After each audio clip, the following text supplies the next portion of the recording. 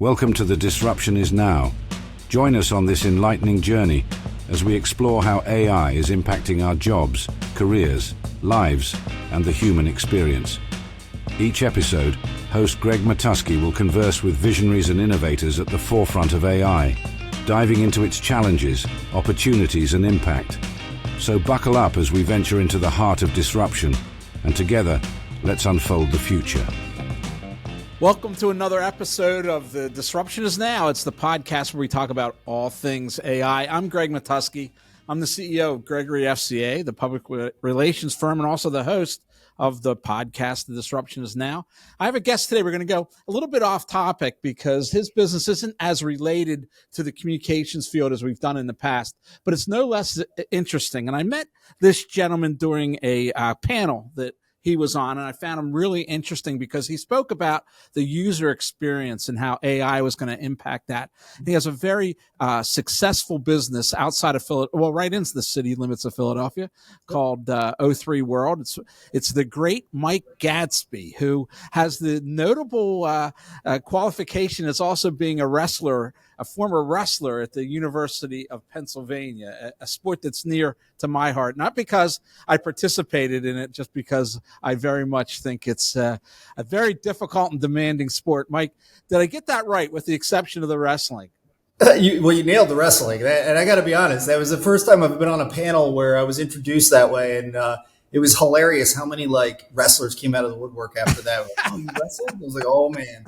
Well, I think it was because I noted that you had actually wrestled Cael Sanderson in your glory days, who's now the head coach. Anyone who cares about that will the historic. This could be a historic year for his team. His coach, he coaches at the Penn State University. Could be a historic year and one of the best wrestling teams ever assembled. But anyway, I want to talk about O3 World. I want to talk to you about AI. I want to talk to you about where you think it's going and how it's going to impact how we interface with customers, which happens a lot online, and what that customer journey is like. Tell me a little bit about what O3 does, right? And then let's go into some of your philosophies on AI. So what exactly does O3 World do? So we are customer experience consultants. Practically speaking, we build digital solutions, a lot of apps, a lot of websites, really tying together digital ecosystems. And we've been around 18 years, founded in 2005. As you mentioned, we're in Fishtown. Over the course of that time frame, though, I'd say in the last 10 or so years, we've kind of evolved on top of the solution work we do into becoming more of a strategic firm that really starts by understanding people and understanding how those people sort of interface with the brands that they're interested in interfacing with. We do a lot of work on developing personas, and from those personas, we map out customer journeys. And the thing you sort of figure out when you start looking at an end-to-end customer journey is that when somebody approaches a brand, they don't think about that brand in terms of how normal companies are organized, right? Like you have sales departments and marketing departments. And I certainly don't. I don't look at them as that. Well, nobody does, right? And that's the thing is, but functionally, I look at the gestalt of the whole and not the and individual you should, and because that's the experience, right? That's how I want to experience a brand. Right. Well, what we look for is friction points across that experience, whether that's up front in the sales and marketing process or through the service and support process, and really look to create digital solutions to help automate that. These days, obviously, you're working both in a consultative role and then a solutions role. Is that what I want to understand?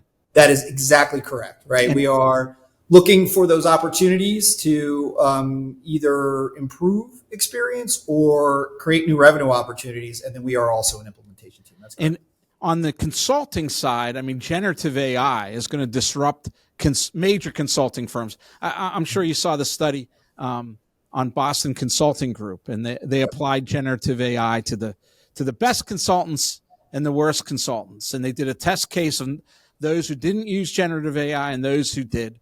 And they found that they could complete 25% more work in the same amount of time. And what the really interesting part of that study, I don't know if you saw that or not, is that junior associates, the worst performing consultants, saw a 40% increase in the quality of their work product, bringing them within 4% of the highest performing consultants.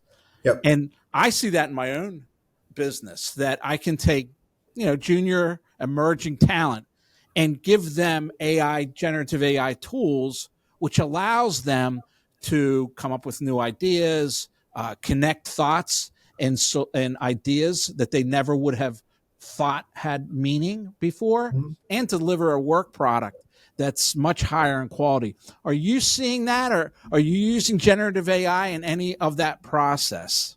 100%. I would say everywhere from discovery, we're doing something like competitive analysis, that kind of work, absolutely, right down into how we create content.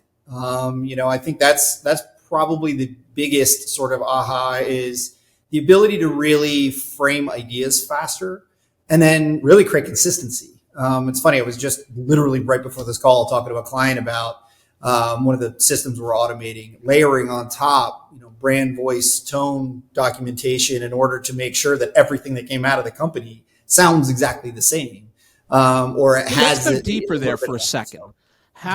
What are you using in the generative AI suite to do that? We'll trade some notes here, but I'm very interested. How have you tamed that beast and maybe added some structure so your people can go back to it and use it again and again? Well, from a workflow perspective, I mean, like everybody else, we're using, ChatGPT for just about everything. However, just to give some background on the business, we have strategists, we have designers, we have engineers, and each one of them has a suite of products that they use depending on what they're trying to do in order to inform that, whether it's, something like Copilot in the engineering process to help them write code or standardize their processes, right? Or in the design process, a lot of the new tools that came out through Adobe are really helping to speed the plow on a lot of the work we're doing. And then even some things like Galileo that are on the verge of coming out to help sort of, drive, our wireframing process and our IA process definitely has a fit there as well. I'll say this though, we build applications. So what we're doing with a lot of models that are out there is really solving problems for the companies that we do business with, whether that's upfront in marketing solutions, building personalization solutions, or leveraging conversational AI to drive, website navigation, right down into, things like next best action, or we're doing a lot of automation on the back side of things to help companies, work through. All right, stop right there for a second. Yeah, go ahead. That was a whole bucket of ideas there. Sure. Tell me about some of those cool things. Conversational AI to drive web interface. Tell me about that. Let's just start there. And I actually think this is just a great place to think about what the future of experience looks like. So some background here, right? Like websites have been around, let's say for a long time now, but let's say practically since like the 90s, right? And then they became more and more of a thing in the late 90s, and then the bubble burst, and then everyone thought, oh, this internet thing isn't going to go anywhere. And then it sort of evolved and developed from there. A lot of the methods that we've created to interface with the internet, right? Like, and I've written college curriculum on this, are basically the best we had with the tools we had available to us. Something like search, for instance, is, if you think about it, is not a great experience, right? You're going to type in, whatever keywords you're looking for. You're going to get a list of results. You're going to go through 10 of those results page by page. Does it have the answer you're looking for? Does it not? And that's about as good as it's going to get. What large language models have done and what conversational AI has provided us now is frankly, the easy solution of I ask a question, I get a response, right? Just how like you and I are right. Talking right now. And that's really what people want. In a narrative, right? That's right. In context, you get a response. There's a narrative, much easier to understand than 10 disparate pieces of information, 5 of which are lead gen traps by someone. 2 more are revenue opportunities to Google, and maybe 3 would have your answer that you have to save somewhere or share or remember whatever, right? Totally. But it even goes beyond that, because now we're getting into the point where with multimodality, where like I can not only ask a question, but I can prompt a response. I can prompt an action. And that's where things are getting really cool, right? We can start to have a discussion. And like, instead of me having to dig around an interface to look for the information that I'm trying to seek, we're thinking of solutions where I'm going to have a conversation. And as that conversation develops, that interface is going to develop as well. It's going to show me the things that I'm looking for that are just particular to me, right? I'm going to have a hyper personalized experience right down to me, the individual, versus say me, the segment, or something along those lines. So it is the future of it is super cool. Give me an example of a hyper personalized, how that would work within the bounds of a conversation that would surface exactly something that I'm interested in seeing. So a great example of this is like home improvement. Think about, like, I went through a kitchen renovation a few years ago. And think about what misery. Well, it is. It's right. Like, you gotta shut down your life to go through that, right? Right. And, I went to a big box retailer to go do that work because I'm not a DIY person. I don't do it myself because I'm not good at it, and I would prefer to hire professionals. So went through that whole process of talking to a designer, talking to an architect, getting the contractors, all of that stuff, right? And then going to the website to sort of look for all my products and sort of figure out what are the things that I want and need, go back to the store, look for the products, all that stuff. Well, imagine if I could just have a conversation with somebody, and as we're having that conversation, they're going to show me the products that are available to me. And they don't even have to do anything. It's just based on what we're talking about. Well, I want hardwood floors, right? I want to have, quartz countertop. I want, this kind of style of cabinet, right? Like, that's a really painful process to go through if you're doing it piece by piece. But if we're just having a conversation, the AI can pick up on that, go interface with the necessary data, show me the images, show me those components that I need to really start to interface. Now you have an interactive experience based on that conversation, which is really neat. And you started by saying about your firm that you look for the points of friction within the process, right? I think as consumers, we really don't see those points of friction because that's the way it's done. What you just explained in home improvement is that's the way it's done, right? You look for 4 different lights. You remember where you found that. You go back to them. That's always been the way it's done. It's like search. That's the way it's done. I think in a couple years, we'll look back and say, how could we ever have put up with that? It was almost like, how could we ever have put up with 3 networks on TV with a fuzzy interface that we could barely see what was going on? How could we have put up with that?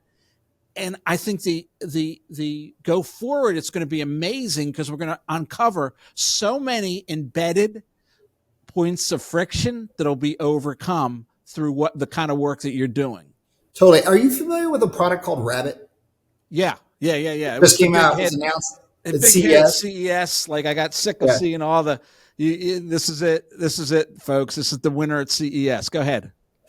So it's interesting. I dropped the $200 like everybody else in the industry. I'm dying to see how this thing is actually working. To me, it feels a little like, an Alexa attached to my chest, and we'll see how that goes. The difference is in their technology, and the idea behind it is super fascinating. They use what they're coining the term is a large action model. So the idea is, as I am interfacing with the technology, that technology is taking the action to go out to a website and go do the things necessary to go buy the product or whatever the case may be, or whatever your desired outcome happens to be. If we really think about that point about removing friction, right? How many things do you do on the internet? Because to your point, that was just how you've always done it. Shopping for groceries. Wow, wouldn't it be great if I'm driving home and I could just say, hey, I need to buy my groceries this week. And you're done. Right. And it goes out and it does all the shopping. It makes the decisions it needs to make because a certain produce isn't available to it. And it knows that, okay, well, instead of maybe getting the zucchini this week, we're going to go and buy, potatoes because of the recipes we're working on, whatever the case is. Without that context, all of that knowledge, the brains behind that creates such a remarkable opportunity to rethink everything, right? Like, we do not have to interact with phones. We do not have to interact with screens. I mean, there's going to be instances where you're going to want to, I want to see a visual. I want to be able to touch a thing, right? Like there are definitely still use cases behind that, but there are also a large majority of the things that we do that like, I don't ever want to have to look at a screen again. I just want to ask for an action to be done and have it be done. So in theory, I'm very interested to see how this actually works, by the way. But so like in theory, that's a very interesting idea. What's your review of Rabbit? What's your? I've yet to get one. I was very. I mean, I'm waiting on it. I paid the dollars for it, so I'll let you know once it's in. I did think the general concept, though, is certainly in sync with my expectations on where experience needs to go. We have lived by the mantra that like great experiences are, quite frankly, invisible, right? They are effortless. They are intuitive. They do not make you work any harder than you absolutely need to in order to accomplish whatever task you're trying to accomplish. So this idea is really in sync with that. So anyways, they definitely got me. And the keynote and the whole nine was, I was bought in, but I'll let you know once I always analogize it to the remote door opener for an automobile, right? Yep. The moment you got that 10 years ago or whatever, 15 years ago, you used it. So simple, so brilliant, and you never went away to it until Tesla's come up with their version of it. But it was so easy to adapt to it, and it overcame a point of friction we all had was. Or now, yeah. Like Mike, I don't know about your car, but my car, I don't even have to get my keys out, right? Like I just roll up to the car and we're close enough, the door's open, I sit down, and all I got to do is push a button now to start the car. Like, yeah, totally. That is absolutely in sync with that. Well, this merging of experience with technology, I had a remarkable experience this weekend, Mike. I got to go to Vegas and see U2 at the Sphere. Oh, awesome. At the Sphere? Yeah. And that's pretty cool. I think that really brings home what you're talking about. It's this merger of the experience with real life needs. And my real life need, I sat there thinking I came out very, very positive about the world because I realized you'd never pay to see four robots play music. You still need the human element, and that's what we long for.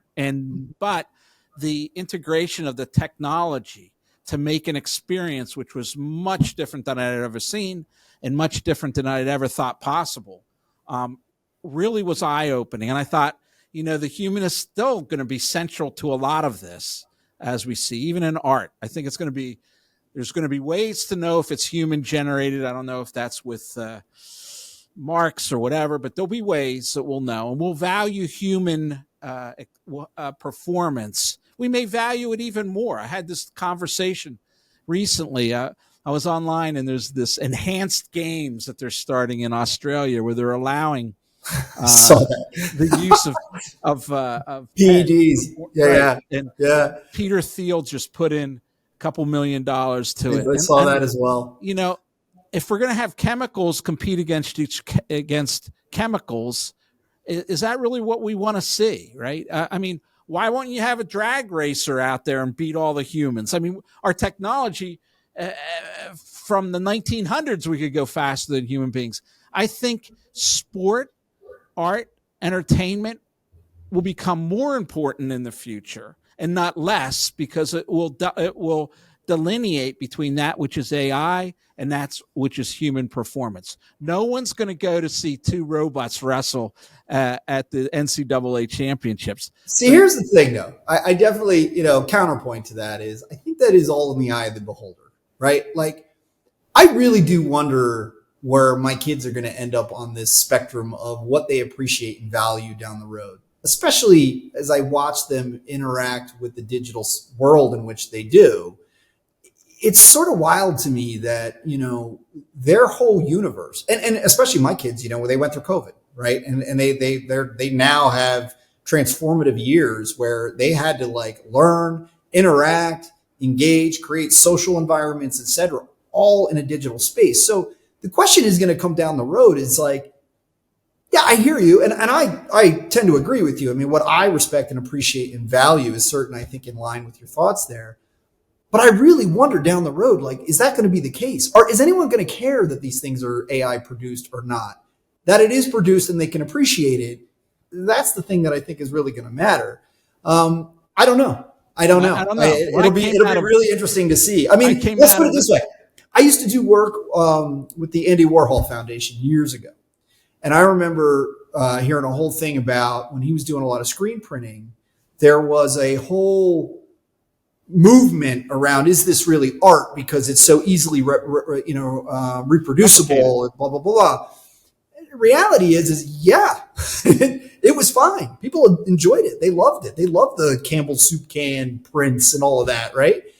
And I just think it's a matter of generation. I think it's a matter of time. I think it's a matter of what is considered to be interesting or engaging, right? And truthfully, I see a world where like AI is so integrated into everything that we do at some point that those lines are going to be so blurred that all our conversations around copyright and this and that and everything else are just going to be almost moot because like people are just going to expect it to a degree.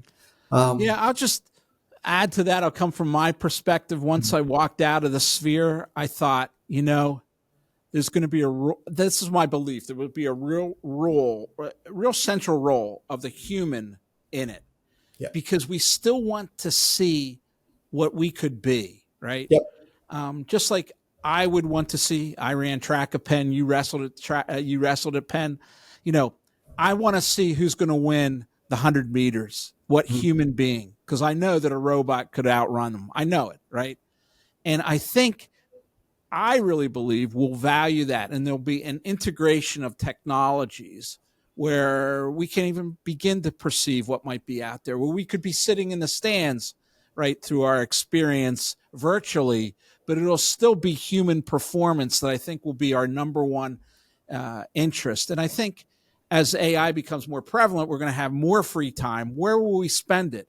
And if you look past the past 20 years, I think we spend more and more in entertainment, right? The NFL's never been bigger. The NBA has never been bigger. So I think there'll be this draw to go to see or experience the highest performance of humans, and the performance will increase because I really believe we'll have more time to pursue those, and there'll be real income opportunities, and that might be where more of our resources go. I don't know. They're certainly not going to go to processing insurance claims because AI. No, they're not.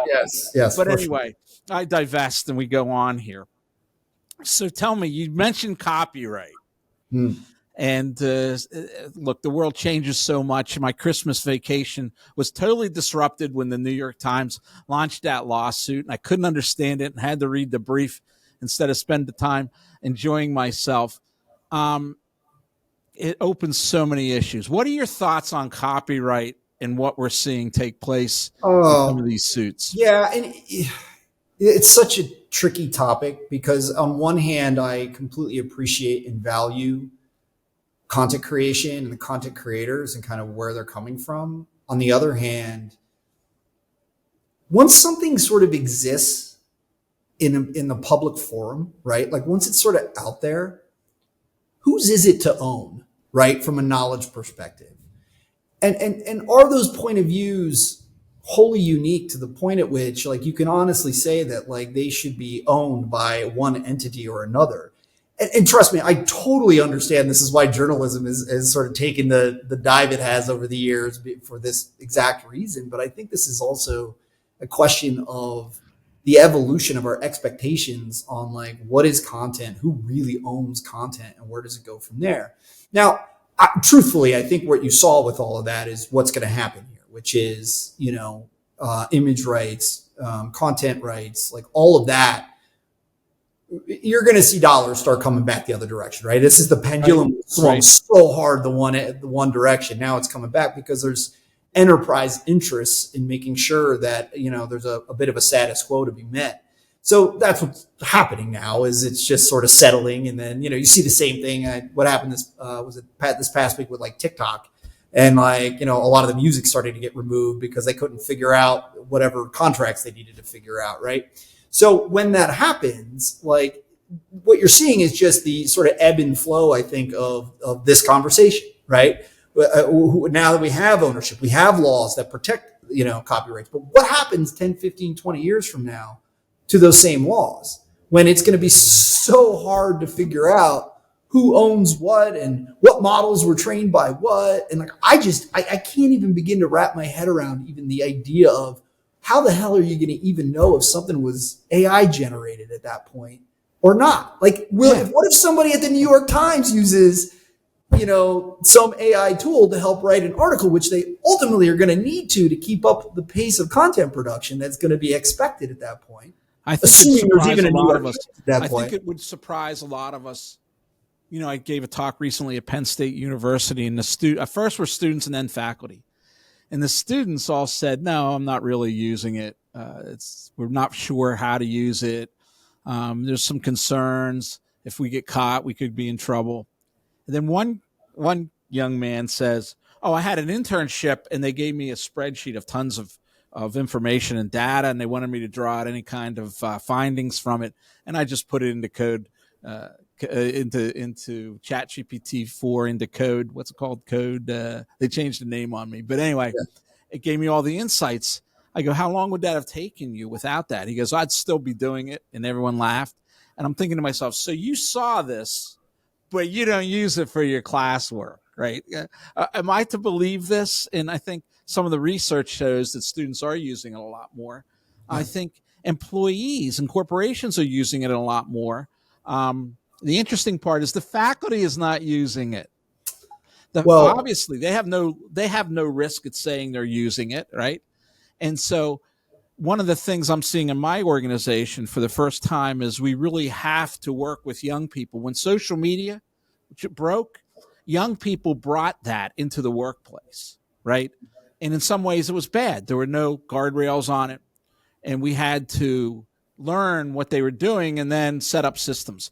This time what I'm seeing is young people are coming in, they really don't know how to use it. So, we probably have 2 training sessions a week right now in AI, because so much of what we do is generative. So much is copy. So much is content. And we probably have now 30 or to 50 tailored GPTs that they can use for anything from, for instance, I can have an automated media training session where it acts like a reporter and then gives you a report that says, here's what you did well, here's what you didn't do well, and here's how to here's a better way to explain what you just explained, and here's why, right? And so because of that, we've had to build our own structure, right? And that's the part of the beauty, the weirdness of this whole process, is that AI came out, it was a generalized platform. It wasn't built for the user experience. It wasn't built for PR firms. It's up to you to determine how you're going to use it and build it. And I know that your firm has been in the vanguard of setting safe and effective ways to do it. My firm, we spend an inordinate amount of time on this very issue to try to increase the velocity and the quality of work product going to clients. Mm-hmm. What do you think those that don't adapt will face in the future? Oh, wow. Particularly in the workplace. It's going to be really hard, depending on what your, occupation happens to be, to really keep up and actually be a part of the workforce at some point. I'm speaking at a conference next week that is all around, AI and education, and how, educators and school districts can, apply AI and get in front of it and sort of own it, right? I think that's critical for the workforce, is that corporations like yours or businesses like yours, right, own the idea of what AI is and how it sort of impacts and influences their own work environments. I think the individual should be looking for work environments where AI is not only encouraged, but that the responsible use, the development of skills is on the roadmap. Right. That would be one of my real big questions right now going into any job interview is, how am I going to be more efficient, effective, and productive? And what tools are you giving me in order to do that? Hit that hard, Mike. I think you're really onto something there. Yeah. I think on the whole, I think that's one of the things that's going to separate not just the individuals, but the organizations that are going to succeed and fail, is like, what are they doing with this? Matter of fact, we just finished up our 2024 planning goals. Obviously, we're in the new year. And that was one of the things that was handed down to every single department. What are you guys doing with AI this year? what are the products you're looking at? What are the things that the products that we're already using? What are they doing with it? How can we accelerate the work that we're doing? What are our expectations and KPIs then? Okay, we have to put out, I'm generalizing here, but we have to go do, say, competitive analysis for a firm. All right, so are we looking at, instead of 5 competitors, 15 competitors, and what kind of insights are we hoping to draw from that in the same amount of time frame, right? So these are all the things that we need to have discussions around, and every profession really needs to be doing it. Matter of fact, that's the work we do with companies, is helping them strategize around these sorts of things, not just internally for employment usage, but externally for their own customer and client experiences as well, because that whole experience from end to end, it just all needs to be evaluated and reconsidered. And it's interesting because what you've done is what I've aspired to do, and that's create a coalition of the willing within my firm. And, when this broke, I was the evangelist. I was the only person. First time I saw it, Mike, in 2022, December, I giggled. I'd spent my whole life conditioning my brain on how to write. And I was very proud of my writing skills. And then I saw ChatGPT 3 at the time. And it wasn't great, but I realized this is just the beginning. Yep. And I giggled. And I said, finally, I'll be able to help other people create content and write better content more easily. Because I had spent hours and hours and hours of training my brain to do it. And so when you give that to other people, one of the things I'm seeing within my firm, which is mind-boggling, is how it impacts mental health in the workplace. In that if a young person who's 27 years old can write a strategic plan, which is accepted by the CEO of the client, what that does for someone's self-esteem, right? And it's not without safeguards. It goes through their manager and up the chain. But in the old world, the number of revisions, the number of times you would have to go back to this individual and then maybe even rewrite the whole thing, it decimated young talent's self-esteem. Today, we're getting closer to the final product in young and less talented individuals who suffered on those points perhaps in the past and feel better about their place in the workplace, their ultimate contribution to the real value add of what you're doing. And I see them want to do more and more. Our training sessions, we have about 100 people. We get like 80% turnout on AI training. Everybody wants to advance and learn more and feel better. I feel better. I feel better when I can take a client's notes and whatever I have to do with it, create a messaging document or take it and create a bylined article. And I can do it more quickly and with my own editing, do it at a high level, which is more on mark. I know for me, that's rewarding. So for other people, and I think that's being overlooked, in what you said, the ability to attract people is going to be based on what you have in store for them in their AI training. Because young people are coming out of college without this, right? And the second thing is then, how can I elevate the career of my colleagues? So whether they stay with us, which you and I would love them all to stay with us, or if they go on, how can we make their careers more valuable?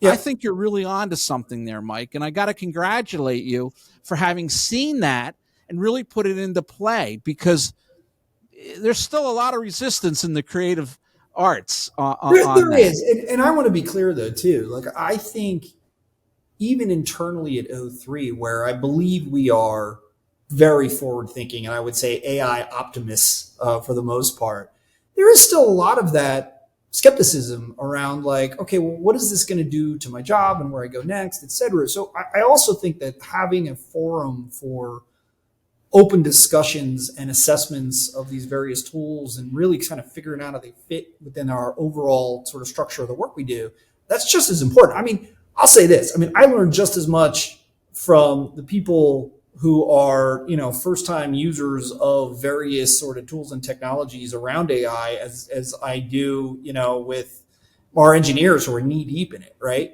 Because I think there's a perspective there that is just as important versus just understanding all of the details that go into the AI as well. So yes, I do think this isn't so much a directive of like, hey, you guys all need to learn AI. I think it's cyclical, right? Like we need to hear from, all right, what's working, what's not working, how is this working out for you? What are the changes we need to make? It was funny, we were talking about some of the video tech that's out there around AI and when the proper use case for it. And one of the things that I thought was really interesting was like, it's not fantastic just yet for production value, right? Right. There are some elements to it that if you were using B-roll or whatever the case is, it's fantastic, right? I need something very specific. Fine. Over time, it'll get better. It'll get a lot better. But like, that's the sort of thing to really know, like you can't go and all of a sudden promise somebody that, oh yeah, this thing's going to knock out, the perfect video and no issues, right? Like, no, it's going to help us speed up a process or allow us to do some things that we wouldn't have otherwise been able to do. But like, that's an important learning right out of the gate, right? Like you need to know what the sort of upside and downside of this is. Mike, that's only happening in your organization because you've put that safety net in place where people aren't being punished or people aren't being looked at in it with a jaundiced eye because they're using it. They're willing to bring it forward. That's what I'm finding, right? I always say, this is a safe space. Even if you're in generative AI using it, guys, you can experiment and try different things and no one's going to be judging you. You can do a brainstorm. I wish, just because they're busy, they have to actually get work done, right, on a regular basis. So finding the time to even get to that is a challenge. But I honestly wish, we would do more, quite frankly, because I think it is a little bit of an arms race right now. Well, their willingness to bring that up the chain of command, I think, is a real tribute to what you're doing. And maybe we'll leave it right there. But I want to thank you for being with us because it's very insightful. And this was a lot different than my usual because we were talking about it, I think, in the organizational level more than the technical level. Sure. And it's an important message. I think as you go to your upcoming conference with educators, to explain to them how important it is that you prepare young people for the workplace and what that means, right? That they bring these skills to you and to me that we can then sharpen and develop. It's a different world and it's a different adoption cycle than I've ever seen in technology, in that I think companies want to do more quickly, and yet there's pushback on the educational level, somewhat, as you said, on the employee level, and certainly in the bigger world where everyone wants to throw out the scaries because it disrupts so many industries and policies and laws in so many ways. So, Mike, I want to thank you for being with us. Very insightful. Greg, thank you so much for having me. I really appreciate it. And love these conversations. I think these are the exact conversations that need to be happening in every business and every institution right now. So good stuff. And I'll conclude with one, probably you don't know, our paths crossed before. You probably don't know this, but you worked with my son as a mentor, I think, in one of the incubators in Philadelphia, because he mentioned it to me. Excellent. You might remember. Hopefully it was decent advice or guidance. So it was very decent, and he has since moved on to a new technology startup that he started. But he mentioned that to me and said he was very appreciative of the advice you'd give him. So please tell him that. That's very very nice of him. So and take care. All right, you too, Greg. Thanks. This podcast is a production of Gregory FCA.